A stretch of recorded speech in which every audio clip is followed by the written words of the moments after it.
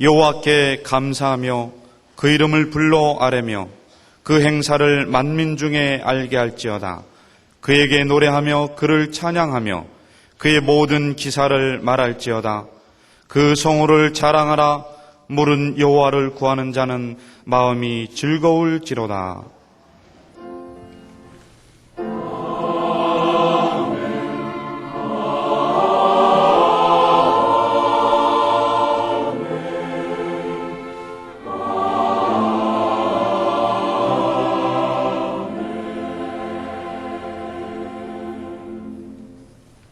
이 시간 하나님께서 우리에게 주시는 구약의 말씀은 사무엘하 23장 13절에서 17절입니다.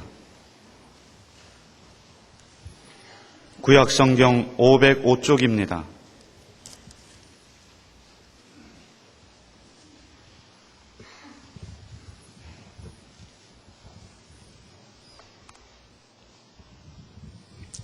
또 30두목 중 3사람이 곡식 벨 때에 아둘람 굴에 이르러 다윗에게 나아갔는데 때에 블레셋 사람의 떼가 르바임 골짜기에 진쳤더라. 그 때에 다윗은 산성에 있고 블레셋 사람의 영체는 베들레헴에 있는지라.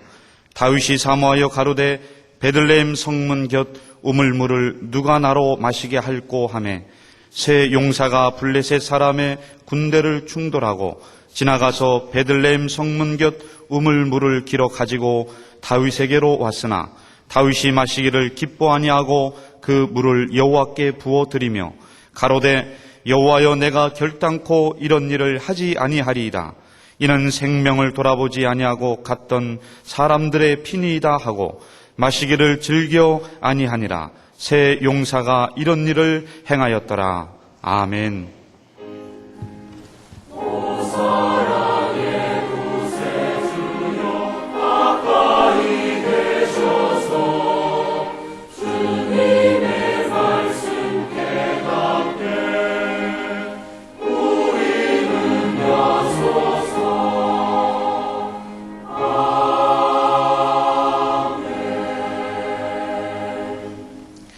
하나님께서 우리에게 주시는 신약의 말씀은 갈라디아서 5장 22절에서 24절입니다. 신약 성경 308쪽입니다.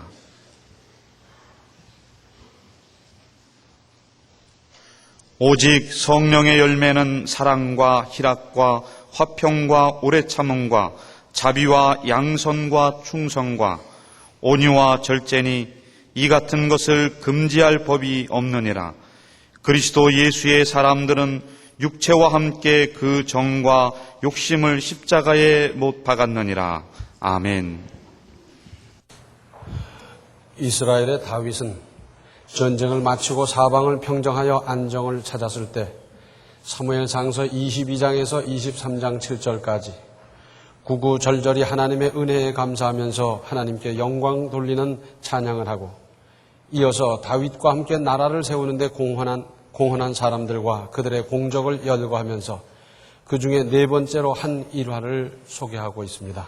오늘 구약 본문 말씀을 다시 보시면 또 30두목 중 3사람이 곡식 벨 때에 아둘람 굴에 이르러 다윗에게 나아갔는데 때에 블레셋 사람의 떼가 르바임 골짜기에 진쳤더라.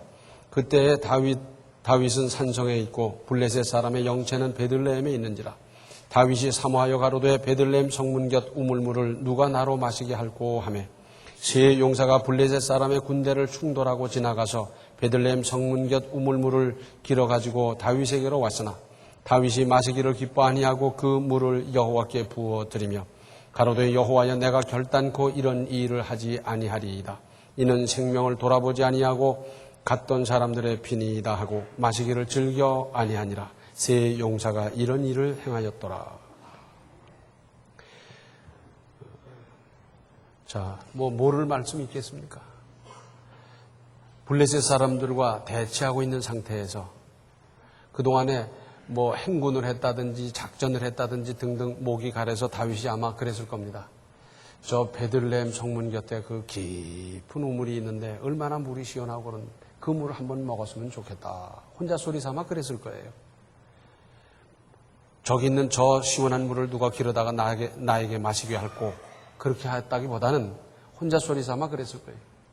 혹은 거기 가서 물을 길어올 사람 그랬더니 저요 그러면서 뭐 그렇게 나갔겠습니까?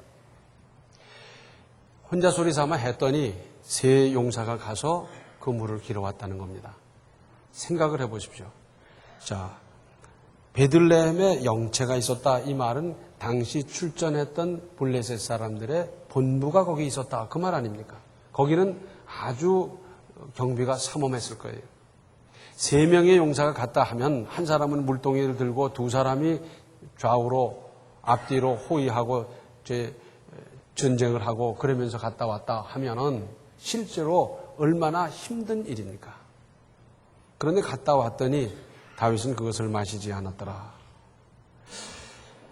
구약 성경에는 같은 기사가 2번 혹 기록된 예가 있어요. 그래서 신명기에 많이 기록돼서 신명기를 우리말로는 신명기라고 그러지만 영어로는 듀토로노미 그렇게 해서 다시 기록했다는 뜻이 있어요.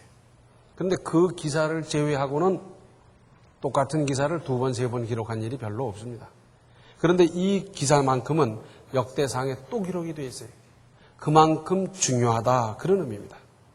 이때 만약에 다윗이 그렇게 천신만고 끝에 길어온 시원한 물을 벌컥벌컥 잘 마셨다면 물론 길어온 사람들은 그들이 그렇게까지 충성하며 존경하는 임금에 흡족해하는 모습을 보면서 흐뭇했을 겁니다. 또 다소 남은 것은 나중에 마시도록 잘 간수하라고 지시할 수도 있었을 겁니다. 그러나 다윗은 그렇게 하지 않았습니다. 16절과 17절에 세 용사가 블레셋 사람의 군대를 충돌하고 지나가서 베들레헴 성문 곁 우물물을 길어가지고 다윗에게로 왔으나 다윗이 마시기를 기뻐 아니하고 그 물을 여호와께 부어드리며 가로되 여호와여 내가 결단코 이런 일을 하지 아니하리이다. 이는 생명을 돌아보지 아니하고 갔던 사람들의 피니이다 하고 마시기를 즐겨 아니하니라. 세 용사가 이런 일을 행하였더라. 임금이 원하다 보니까 목숨 걸고 가서 그 물을 길어왔는데 내가 그걸 어떻게 먹겠느냐는 겁니다. 그리고는 여호와께 부어드렸다 그랬는데 거기 여호와를 상징하는 어떤 뭘 함께 하고 있었을 거예요. 가장 고귀한 것을 내가 지금 목이 타지만은 내가 해결하는 데 쓰는 것이 아니라 하나님을 위해서 썼다 그런 거 아니겠어요?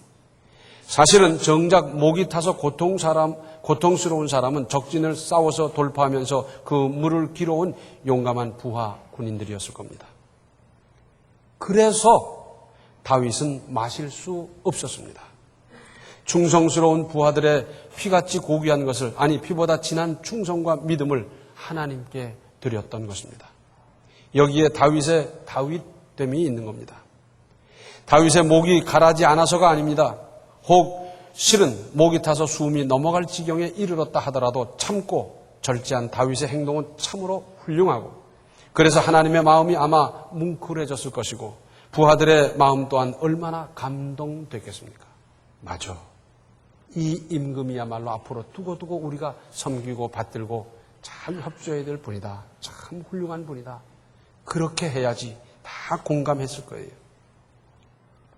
오늘의 신약 본문 말씀은 바로 앞에서 육체의 일 15가지와 대조적으로 성령의 열매 9가지를 소개합니다. 중심이 있는 곳에는 외적인 결실이 불가피한 법입니다. 그러므로 마태복음 7장 16절의 말씀과 같이 열매를 보아서 나무를 알 수 있습니다. 그래서 사람도 그의 마음, 생각, 인생관에서 나온 행동과 결과를 보면서 그분의 사람됨, 그분의 인격, 그분의 신앙, 그분의 모든 것을 알아볼 수 있지요. 성령의 9가지 열매는 3가지로 나누어 볼 수 있습니다. 즉 처음 3가지 곧 사랑, 희락, 화평은 근본적 미덕이고 다음에 5가지 즉 오래 참음, 자비, 양선, 충성, 온유는 대인관계의 미덕이고 마지막 절제는 자신에 대한 것으로 결론적 미덕입니다. 본문 23절의 경우 절제는 성령의 열매의 전체적인 결론으로 앞에 있는 육체의 일의 마지막 악덕인 술 취함과 방탕과 대조적입니다. 또한 앞에 8가지 성령의 열매는 절제로 포장되거나 마무리될 때 진정한 가치가 살아날 수 있습니다. 24절에 그리스도 예수의 사람들은 육체와 함께 그 정과 욕심을 십자가에 못 박았느니라. 그리스도 예수의 사람이 누굽니까? 그리스도께 속해서 성령을 쫓아 행하고 성령의 인도를 받는 사람들 아니겠습니까? 이런 사람들은 그 육체와 함께 그 정과 욕심을 십자가에 못 박았다 그랬습니다. 로마서 6장 6절에는 옛사람이 십자가에 못 박혔다고 그랬고 갈라디아서 2장 20절에서는 내가 그리스도와 함께 십자가에 못 박혔다 그랬습니다. 못 박힐 것이다, 못 박히면 좋겠다가 아니라 나는 이미 그리스도 예수와 함께 십자가에 완전히 못 박혀버린 존재가 됐다. 그렇게 단호하게 선언하고 있습니다. 여기서는 육체를 그 일들의 근원이 되는 정과 욕심과 함께 십자가에 못 박았다고 말씀하고 있습니다. 결국은 무서운 자기 절제를 가리키고 있습니다. 그러므로 그리스도께 속해 있다고 하거나 성령의 인도를 받아 살아간다고 하면서 절제를 못하고 감정과 욕심을 따라 행동하고 살아간다면 이것은 참으로 모순입니다. 거짓말이지요. 사도행전 19장 36절 하반절 말씀을 세번역 성경은 이렇게 적고 있습니다. 여러분은 마땅히 진정하고 절대로 경솔한 행동을 해서는 안 됩니다. 무슨 일에나 신중히 대할 일이고 그리고 경솔하게 행동할 일이 아니다 하는 겁니다. 한자에 좌고 우면이라는 말이 있습니다. 어떤 결정을 내리는 데 있어서 매우 신중한 자세를 이루는 말입니다. 이쪽으로도 생각해보고 저쪽으로도 생각해보고 여러 각도에서 생각한 후에 결정하는 것, 그것이 바른 자세 아니겠어요? 준다고 생각 없이 받고 쓸 수 있다고 함부로 쓸 일이겠습니까? 요즘 대통령의 아들들을 비롯한 많은 사람들이 준다고 덥석 집어먹다가 모두 문제가 됐습니다. 그런데 뭐라 그럽니까? 뭐 몇천만 원, 몇억, 몇십억을 주고받고 하면서 대가성이 있다 없다 그래요. 그 많은 돈을 어떤 기대를 하지 않고 주는 사람이 세상 천지에 어디 있겠어요? 세계가 웃고요. 개도 소도 닭도 웃을 일을 하면서 대가성이 있네 없네. 참 지금 어느 세상이라고 이런 얘기를 하겠습니까?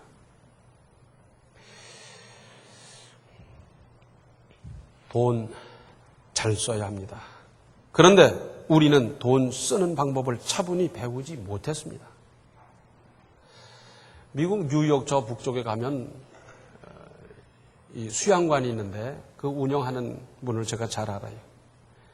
근데 그 수양관에는 한국 사람이 운영하니까 한국교회 청년부, 뭐 소년부, 어린이, 어른 뭐 하면서 수련회 하러 많이 갑니다. 그런데 원래 그분이 인수하기 전에는 유태인의 소유였어요.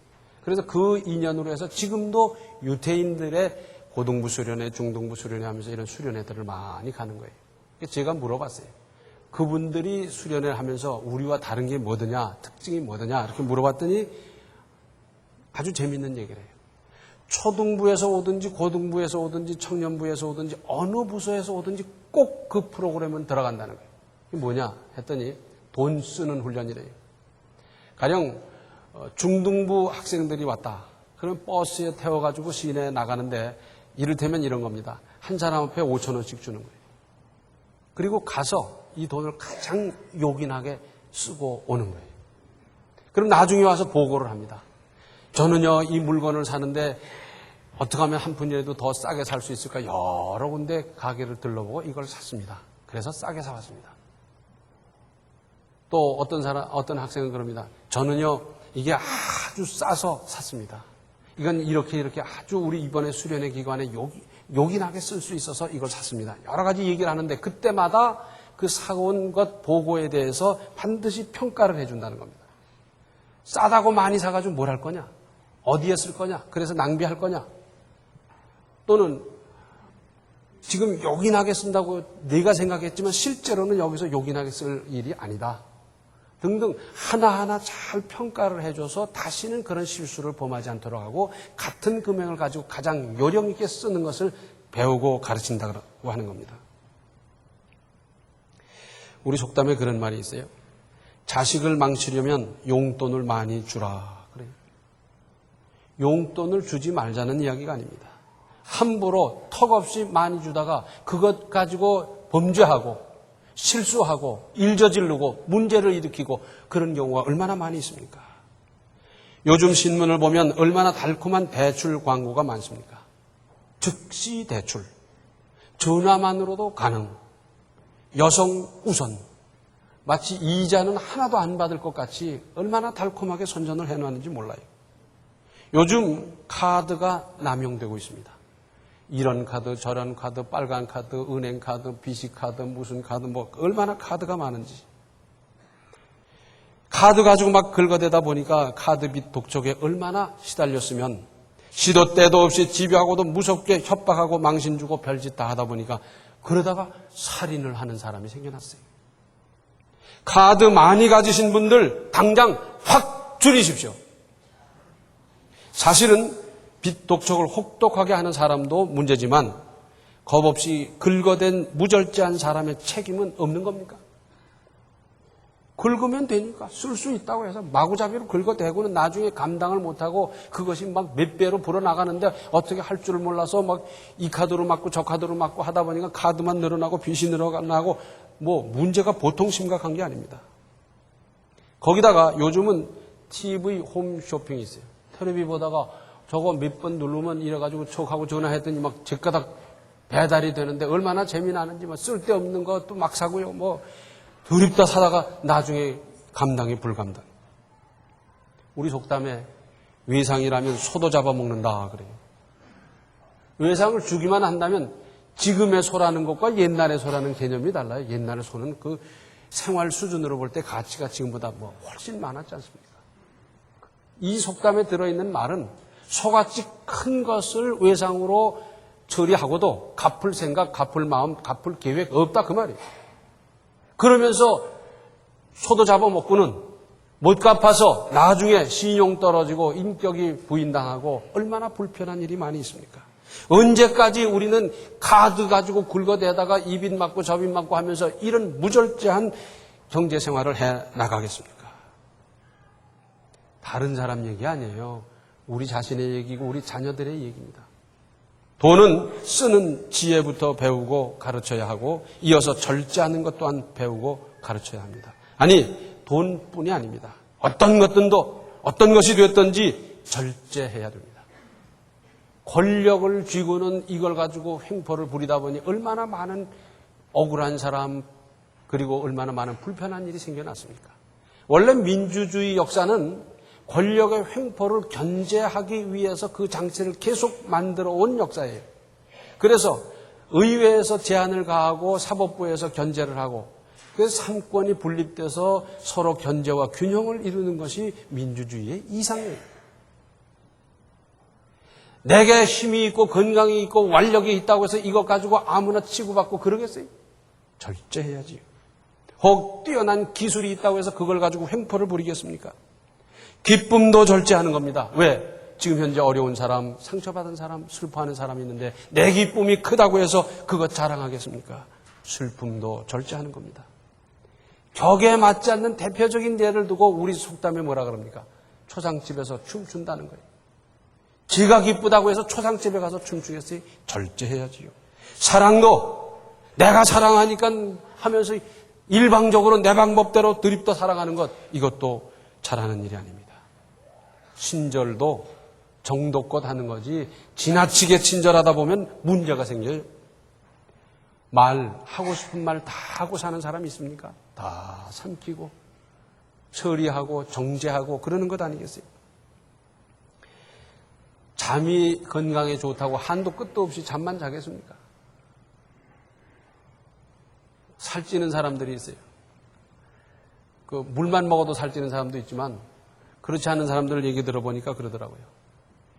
입에서 얼마나 단지 뭐 채소를 먹어도 달고 고기를 먹어도 달고 밥을 먹어도 달고 얼마나 단지 그냥 이 숟갈을 못 놓는 거예요.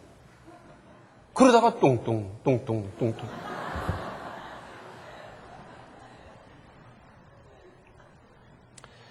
고린도전서 9장 24절과 25절에는 이런 말씀이 있습니다.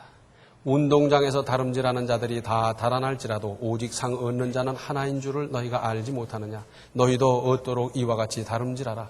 이기기를 다투는 자마다 모든 일에 절제하나니 저희는 썩을 면류관을 얻고자 하되 우리는 썩지 아니할 것을 얻고자 하노라. 운동선수들을 피나게 훈련하고요. 얼마나 절제하는지 말도 못합니다. 눈물 겹도록 절제합니다. 특별히 체중과 관계되는 운동, 복싱, 유도 한 그분들은요. 음식 때문에 눈물을 흘립니다. 얼마든지 있는데 그걸 못 먹고 자기 자신을 극복하고 이겨나가려니까 눈물 나는 일이에요. 기가 막힙니다. 그런데 그분들이 그렇게 피나게 절제하는 건 뭡니까? 썩을 면류관을 위해서 세상적인 것, 일시적인 것, 그것을 위해서도 그렇게 하는데 우리는 썩지 아니할 것을 얻고자 그보다 훨씬 가치 있는 일을 위해서 우리를 절제하는 데 있어서 그보다 더 해야 될 거 아니냐 그 말입니다. 세상 마음대로 살고 아무렇게나 살다가 멸망당할 각오된 사람은 아무렇게나 살아라 그 말입니다. 믿음으로 제대로 살고자 하는 사람들은 운동선수 이상으로 절제해야 되지 않겠느냐 하는 말씀이지요.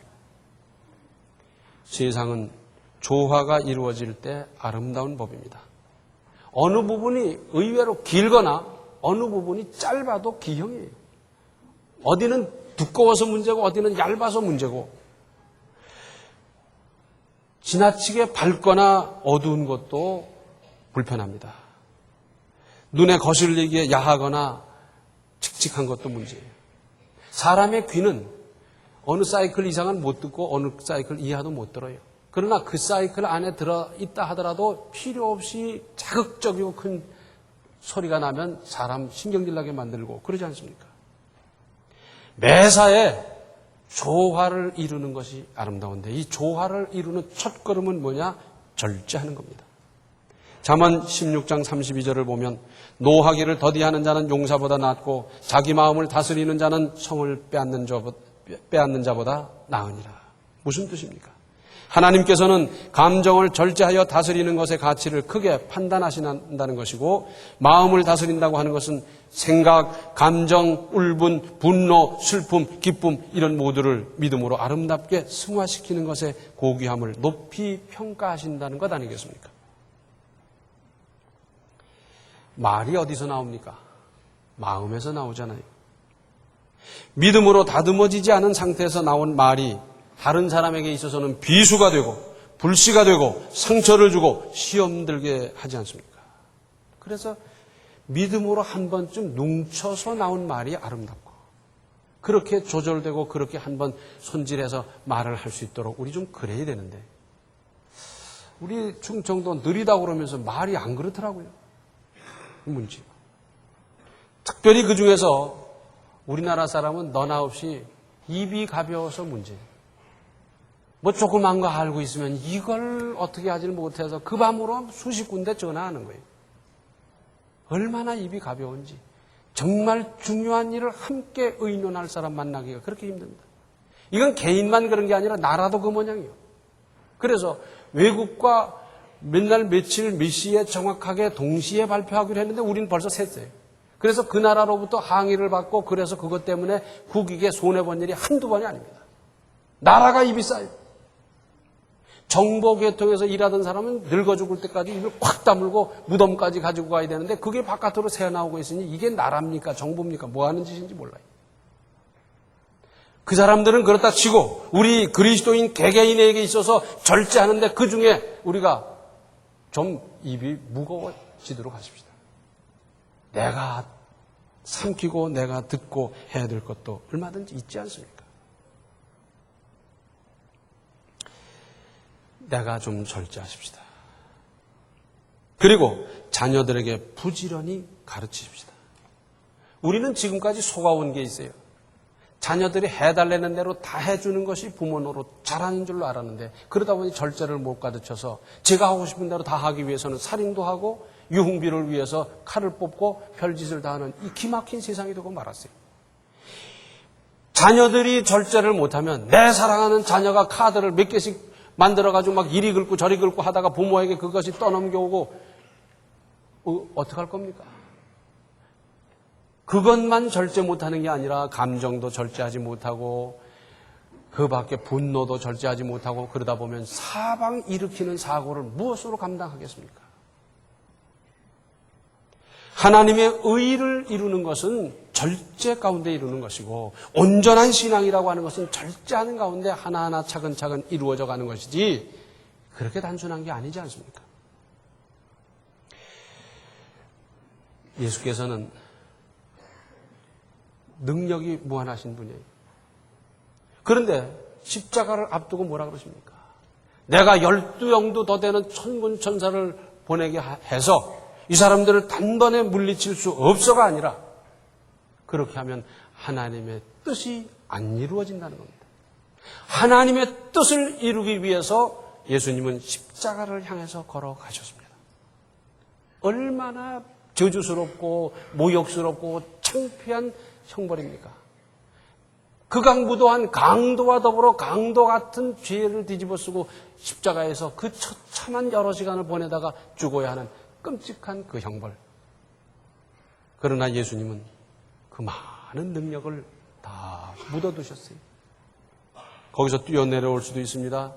일거에 그 사람들을 다 물리치고 얼마든지 천군 만마와 더불어서 큰 소리 칠 수 있었지만 그 모든 것을 다 절제하시고 그리고는 십자가를 향해서 걸어가신 그분이 우리 예수님이고 우리가 믿는 그 예수께서 그렇게 살았고 그렇게 돌아가시고 그렇게 하나님의 뜻을 이루었다고 하면 예수님을 믿고 따르는 우리들 한 사람 한 사람이 그 절제를 배워가고 익혀가고 주님 가신 그 길을 가야 하지 않겠습니까? 한번 생각해 보십시오. 하나님께서 혹 물질을 맡겨봤더니 이것 가지고 허랑방탕하고 별짓 다 하고 술 먹고 노름하고 거짓하는 사람 다시 맡길 이유가 있겠습니까? 맡겨봤더니 잘 절제해서 요긴한 것 쓸 것은 제대로 쓰고 안 써야 될 것은 절약하면서 잘 쓰는 사람 됐다. 하나님 물질을 맡길 거예요.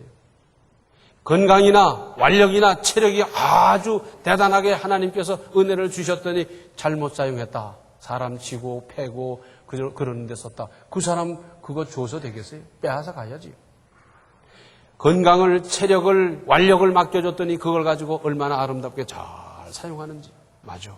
그것뿐만 아니라 다른 것까지 맡겨도 되겠다. 하나님 그러시지 않겠어요? 우리는 지금까지 하나님 나에게도 이런 복을 주십시오, 저런 복을 주십시오 졸라댔지만 그것을 참으로 절제하면서 조화롭게 아름답게 쓸 수 있는 그 마음가짐 준비는 얼마나 하고 있었습니까? 이 준비는 하지 않고 달라고만 하다 보니까 하나님께서 얼마나 답답하신지. 그래서 하나님은 그걸 제대로 쓸 수 있도록 그 훈련을 먼저 하시는 거예요. 경험해 보신 분들은 이게 무슨 말인지 아실 겁니다. 우리 자신이 잘 절제해서 조화를 이루고요. 우리 자녀들을 부지런히 가르쳐서 카드 끊다가 망신당하는 일이 아니라 어려서부터 잘 절제하면서 조화를 이루어 하나님의 은혜를 두고두고 받을 수 있도록 그런 자녀로 잘 양육하시기를 바랍니다. 기도하시겠습니다. 은혜로우신 아버지 하나님, 저희들이 믿음이 있노라고 하면서 생각 없이 인생을 살아왔습니다. 이제 깨달았사오니 이제부터라도 저희들이 범사에 잘 절제하면서 살아가게 하여 주시옵소서. 본능을 따라 살겠습니까? 욕심을 따라, 감정을 따라 살겠습니까? 믿음을 따라 하나님 주시는 그 걸음을 따라 갈 수 있도록 도와주시옵시고, 범사에 저희들은 잘 절제하면서 하나님의 영광을 위해서 잘 사용하고 조화를 이루는 우리들의 삶이 되서 이새의 아들 다윗을 만나니 내 마음에 합한 자라 하셨던 주님, 우리 한 사람 한 사람이 그러한 하나님의 평가를 받을 뿐만 아니라 자녀들에게 절제를 잘 가르쳐서 자자손손 하나님을 높이고 하나님의 은혜를 복을 받으며 누리며 사는 우리들의 모든 가문이 되게 하여 주시옵소서.